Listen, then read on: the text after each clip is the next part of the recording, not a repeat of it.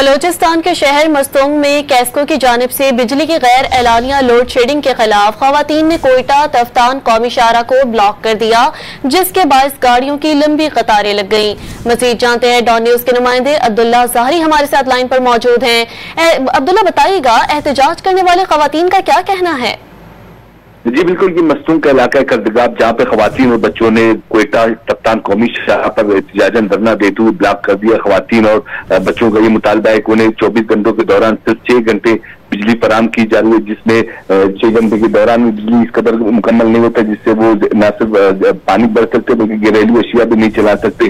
फवारी तेज बिजली की बायस उन्हें सख्त मुश्किलात का सामना करना पड़ रहा है। इस मौके पर असिस्टेंट कमिश्नर मस्तूंग की जानिब से 2 मरतबा मुज़ाकरात किए गए जो नाकाम साबित हुए। इस वक्त भी एहतजाज का सिलसिला जारी है, जबकि दोनों तरफ कोयटा और तफ्तान की जानिब जो शाहरा है वहाँ पे दर्जनों गाड़ियां इस वक्त भी खड़ी है। शाहरा को खोलने में अब तक डिप्टी कमिश्नर की जानिब से भी इकदाम किए जा रहे हैं, लेकिन मुज़ाकरात तीसरी मरतबा न होने के बायस धरना इस वक्त भी जारी है। जी, तफसीलात से आप आगाह कर रहे थे, शुक्रिया अब्दुल्ला।